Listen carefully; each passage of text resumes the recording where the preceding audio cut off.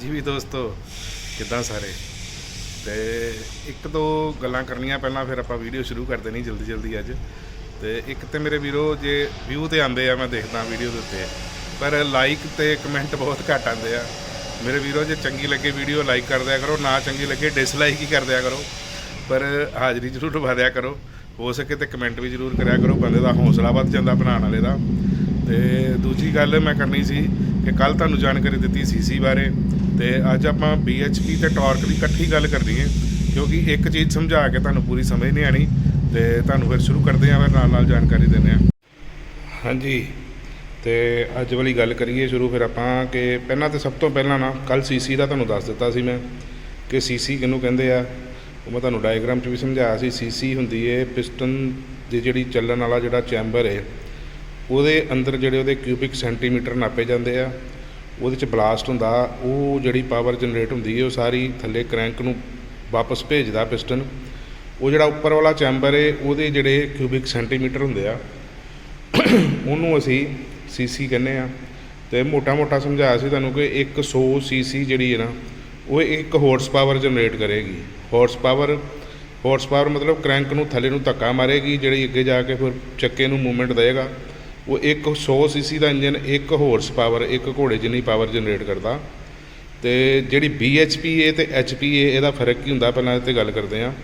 जिमें हुण वीरो मैं तुहानूं कल भी दसिया सी कि CC जदों पिस्टन मूव करता, वो जदों थल्ले क्रैंक नूं पावर दिंदा ना, जिहड़ी जदों एक बारी एक ब्लास्ट होया पिस्टन थल्ले नूं गया, फिर वो क्रैंक नाल घुम के फिर उत्ते आना, फिर ब्लास्ट होना, फिर थल्ले नूं जाना। वो जिहड़ी पावर है ना जिथों क्रैंक तो जे आपां उहनूं मैजर करिए तो वो होंदी हॉर्स पावर। उत्थों पाई पता लगती कि हॉर्स पावर कितनी है। जिवें मैं कल भी तुहानूं दस्सिया सी कि 1 horse power 2 horse power 7 horse power 14 horse power असीं इस तरह गिणदे आ। 1400 CC नूं 14 हॉर्स पावर कह दिंदे आ, पर जिहड़ी हॉर्स पावर है वो क्रैंक तो नापी जानी है। पिस्टन की मूवमेंट के नाल कितनी पावर जनरेट हो रही है उन्होंने असीं हॉर्स पावर कहने आ। पर जदों पिस्टन की मूवमेंट हो गई उस तो बाद पावर आ गई इंजन च। इंजन च पावर लॉस होना, क्योंकि पिस्टन नूं बिल्कुल सीधा मूव करन लई उहदे विच कई तरह के कंपोनेंट होंदे आ भी पिस्टन बिल्कुल सीधा ही उत्ते जावे ते सीधा ही थल्ले आवे। उहदी फ्रिक्शन हुंदी है, वो पावर नूं लॉस करदी है, खा जांदी है। उस तो बाद थल्ले गेयर बॉक्स हुंदा, गेयर बॉक्स दे विच भी पावर लॉस हुंदा। उस तो बाद इंजन नूं चलदा रखण लई होर कंपोनेंट हुंदे आ, जिवें इंजन ऑयल दा जिहड़ा ये वालियां जिहड़ियां बाइक है, जिवें ट्रायम्फ दी आपां गल कर रहे सामने खड़ा, जां फिर आपां हार्ले दी गल कर लईए। तो ਜਿਹੜੀਆਂ 2 ਰੋਡ ਤੁਹਾਨੂੰ ਲੱਗੀਆਂ दिख रही ना, ये वालियां 2 रोड ये भी इसे काम ਲਈ ਹੁੰਦੀਆਂ कि पिस्टन ਜਿਹੜਾ अपनी मूवमेंट बिल्कुल स्ट्रेट करे, तो ये भी पावर लॉस करदियाँ। उस तो बाद ਇਹਦੇ ਵਿੱਚ ਜਿਹੜਾ ऑयल फिल्टर लगा ਹੁੰਦਾ ਉਹਦੇ 'ਚ तेल पहुँचाना, फिर उस तेल ਨੂੰ वापस लैके आना, फिर वो क्लीन करके फिर वो पूरा इंजन ਦੇ ਵਿੱਚ तेल घुमदा, ਉਹਨੂੰ ਘੁਮਾਉਣ ਲਈ ਵੀ इंजन ਦਾ ਹੀ ਜ਼ੋਰ लगदा, तो वो भी एक पावर लॉस होएगी। यानी सारियां पावर लॉस होने तो बाद आ बैल्ट के नाल जिहड़ी पावर व्हील दे विच जा रही है लास्ट, यानी इंजन ने जिन्नी पावर प्रोड्यूस की क्रैंक नूं दित्ती, क्रैंक ने को इंजन दे विचों जिन्नियां पावर लॉस होईयां, जिन्ना भी उस पावर का नुकसान होया, वो सारा नुकसान होने तो बाद जिन्नी पावर टायर विच गई, यह चैन भी पावर लॉस करती। मैं तुहानूं दस्सिया सी लास्ट वीडियो च एक कि चैन बैल्ट तो शाफ्ट किन्ना पावर लॉस कर दिंदियां। तो जिहड़ी लास्ट ते पावर व्हील विच आनी है ना, उस पावर नूं BHP कहते हैं। यानी जिहड़ी हॉर्स पावर है ना वो BHP तो ज़्यादा हुंदी है। हॉर्स पावर हुंदी है इंजन ने कितनी पावर जनरेट करके क्रैंक नूं दित्ती, तो BHP हुंदी है उस पावर नूं सारे कंपोनेंटां च यूज़ होने तो बाद एटलीस्ट चेन या बैल्ट या शाफ्ट नाल जिहड़ी पावर व्हील विच गई उहनूं BHP कहने आपां। तो इहदा माप भी अलग अलग तरीक़े नाल हुंदा, जिवें आपां शायद तुहानूं याद होवे स्कूल च पढ़िया होवे 1 किलोवाट लई 1 किलोवाट कह लो, हाँ भी 746 वाट 1 किलोवाट हुंदे आ।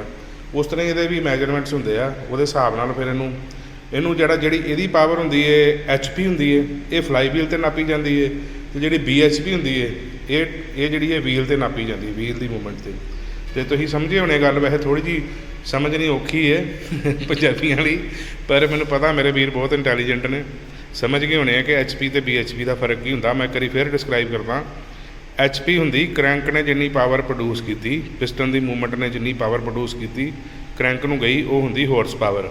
ਤੇ ਹਾਰਸ ਪਾਵਰ ਜਨਰੇਟ ਹੋਣ ਤੋਂ ਬਾਅਦ ਇੰਜਨ ਦੇ ਵਿੱਚ ਜਿੰਨੇ ਉਹਦੇ ਪਾਵਰ ਲੋਸ ਹੋਏ, ਉਹ ਸਾਰੇ ਪਾਵਰ ਲੋਸ ਹੋਣ ਤੋਂ ਬਾਅਦ ਜਿਹੜੀ ਵੀ ਪਾਵਰ ਐਟਲੀਸਟ ਇੰਜਨ ਨੇ ਜਿਹੜੀ ਬਣਾ ਕੇ ਸਾਰੇ ਲੋਸ ਕਰਕੇ ਟਾਇਰ ਨੂੰ ਦਿੱਤੀ, ਜਿਹੜੀ ਪਾਵਰ ਟਾਇਰ 'ਚ ਆਈ, ਜਿਹੜੀ ਸਾਨੂੰ ਫੀਲ ਹੋਣੀ ਹੈ, ਉਹ ਹੁੰਦੀ BHP। ਤੇ ਹੁਣ ਮੇਰੇ ਖਿਆਲ ਸਮਝ ਆ ਗਈ ਹੋਣੀ। ਤੇ ਨੈਕਸਟ ਆਪਾਂ ਟਾਰਕ ਦੀ ਗੱਲ ਕਰਦੇ ਹਾਂ। ਟਾਰਕ ਕੀ ਹੁੰਦਾ, ਫਿਰ ਤਿੰਨੋਂ ਚੀਜ਼ਾਂ ਨੂੰ ਰਲਾ ਮਿਲਾ ਕੇ ਨਾ ਫਿਰ ਸਮਝ ਆਣੀ ਸਾਰੀ ਸਟੋਰੀ ਕਿ ਇੰਜਨ ਦਾ ਪੂਰਾ ਸਾਨੂੰ ਕੀ ਵੇਖਣਾ ਚਾਹੀਦਾ। ਸਾਨੂੰ ਟਾਰਕ ਵੱਧ ਲੈਣੀ ਚਾਹੀਦੀ ਹੈ ਜਾਂ CC ਵੱਧ ਲੈਣੀ ਚਾਹੀਦੀ ਹੈ ਜਾਂ BHP ਵੱਧ ਲੈਣੀ ਚਾਹੀਦੀ ਹੈ। ਤੇ ਮੈਂ ਤੁਹਾਨੂੰ ਸਮਝਾਉਣਾ ਫਿਰ ਟਾਰਕ ਦੀ ਸਟੋਰੀ ਹੁਣ ਸਾਰੀ। ਹਾਂਜੀ, ਤੇ ਹੁਣ ਗੱਲ ਕਰਦੇ ਹਾਂ ਆਪਾਂ ਟਾਰਕ ਦੀ। ਟਾਰਕ ਵੀਰੇ ਕੋਈ ਮਤਲਬ ਰੋਕਟ ਸਾਇੰਸ ਨਹੀਂ ਹੈ, ਕੋਈ ਏਡੀ ਵੱਡੀ ਲੰਮੀ ਚੌੜੀ ਸਟੋਰੀ ਨਹੀਂ ਹੈ ਟਾਰਕ ਦੀ। ਟਾਰਕ ਜਿਵੇਂ ਮੈਂ ਤੁਹਾਨੂੰ ਪਹਿਲਾਂ ਵੀ ਦੱਸਿਆ ਕਿ ਜਦੋਂ CC ਜਿਹੜੀ ਆਪਾਂ ਤੁਹਾਨੂੰ ਪਹਿਲਾਂ ਦੱਸਿਆ ਕਿਊਬਿਕ ਸੈਂਟੀਮੀਟਰ ਦਾ ਜਿਹੜਾ ਚੈਂਬਰ ਹੁੰਦਾ, ਉਹ 'ਚ ਬਲਾਸਟ ਹੁੰਦਾ। ਬਲਾਸਟ ਹੋਣ ਤੋਂ ਬਾਅਦ ਪਾਵਰ ਜਿਹੜੀ ਹੈ ਉਹ ਕਰੈਂਕ ਨੂੰ ਆਉਂਦੀ ਹੈ। ਉਸ ਕਰੈਂਕ ਦੀ ਪਾਵਰ ਨੂੰ ਮੈਂ ਤੁਹਾਨੂੰ ਜਿਵੇਂ ਦੱਸਿਆ ਹਾਰਸ ਪਾਵਰ ਕਹਿ ਦਿੰਦੇ ਆਪਾਂ। ਹਾਰਸ ਪਾਵਰ ਨਾਪੀ ਉੱਥੋਂ ਜਾਂਦੀ ਹੈ, ਪਰ ਜਿਹੜੀ ਇੱਕ ਪਾਵਰ ਜਨਰੇਟ ਹੋਈ ਉਹਨੇ ਜਿੰਨੀ ਜ਼ੋਰ ਦੀ ਧੱਕਾ ਮਾਰਿਆ ਥੱਲੇ ਨੂੰ ਕਰੈਂਕ ਸ਼ਾਫਟ ਨੂੰ, ਜਿਹੜੀ ਧੱਕਾ ਵੱਜਾ ਨਾ ਜਦੋਂ ਥੱਲੇ ਨੂੰ ਪਿਸਟਨ ਨੇ ਮਾਰਿਆ ਬਹੁਤ ਜ਼ੋਰ ਨਾਲ, ਉਸ ਜ਼ੋਰ ਨੂੰ ਜਿਹੜਾ ਨਾ ਆਪਾਂ ਟਾਰਕ ਕਹਿੰਦੇ ਹਾਂ।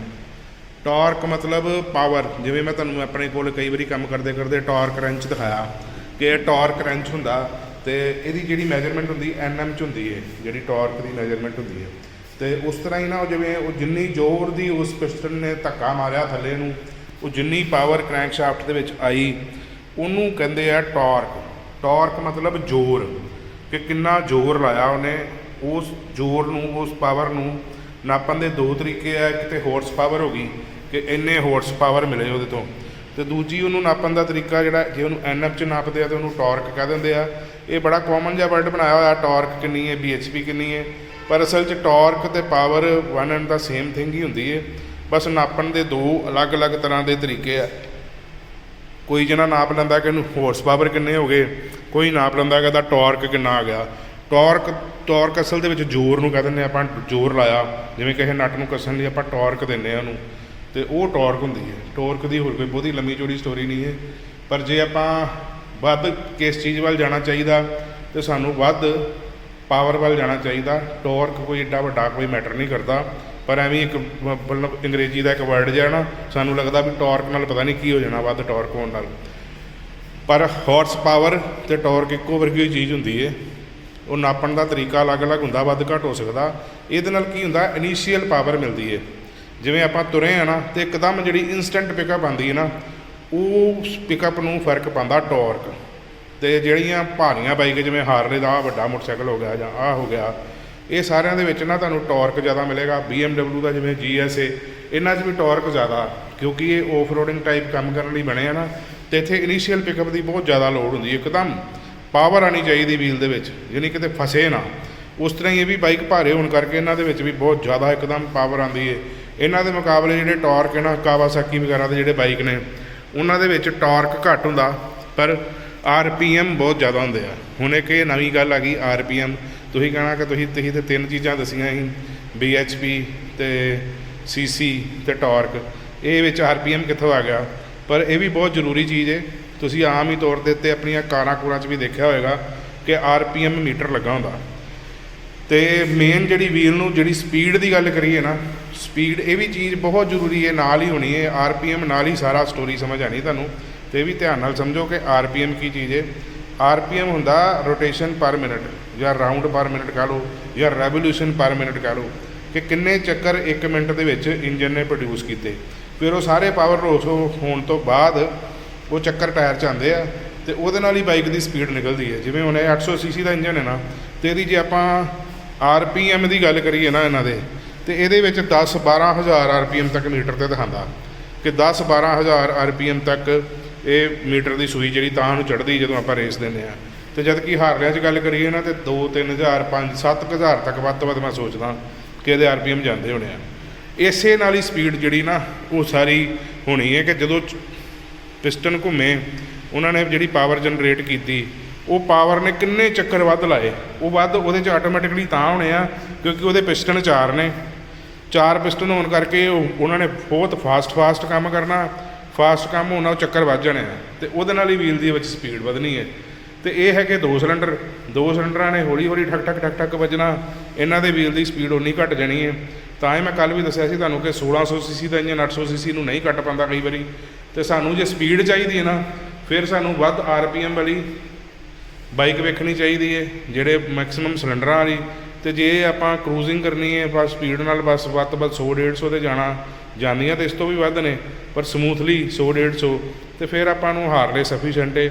ਹਾਰਲੇ ਵਿੱਚ ਮਤਲਬ ਬੰਦੇ ਦੀਆਂ ਸੁਪਰ ਬਾਈਕ ਦੀਆਂ ਤਕਰੀਬਨ ਸਾਰੀਆਂ ਤਮੰਨਾ ਪੂਰੀਆਂ ਹੋ ਜਾਂਦੀਆਂ, ਤੇ ਇਹ ਬੈਸਟ ਆਪਸ਼ਨ ਹੁੰਦੀ ਹੈ। ਇੱਕ ਥੋੜ੍ਹੀ ਜਿਹੀ ਹੋਰ ਤੁਹਾਨੂੰ ਮੈਂ ਸਟੋਰੀ ਅੱਗੋਂ ਸਮਝਾਉਣਾ, ਉਹ ਵੀ ਤੁਹਾਨੂੰ ਮੈਂ ਦੱਸਦਾ। ਹਾਂਜੀ, ਤੇ ਮੈਨੂੰ ਲੱਗਦਾ ਮੇਰੀ ਦਿੱਤੀ ਜਾਣਕਾਰੀ ਤੁਹਾਨੂੰ ਕੁਛ ਨਾ ਕੁਛ ਸਮਝ ਜ਼ਰੂਰ ਆਈ ਹੋਊਗੀ। ਤੇ ਅੱਜ ਵਾਲੀ ਵੀਡੀਓ ਇੱਥੇ ਹੀ ਖਤਮ ਕਰਦੇ ਹਾਂ। ਫਿਰ ਕੱਲ੍ਹ ਤੁਹਾਨੂੰ ਥੋੜ੍ਹਾ ਜਿਹਾ RPM ਬਾਰੇ ਹੋਰ ਡਿਟੇਲ 'ਚ ਦੱਸਾਂਗਾ, ਤੇ ਮਿਲਦੇ ਹਾਂ ਕੱਲ੍ਹ ਵਾਲੀ ਵੀਡੀਓ 'ਚ। Till then take care, good bye.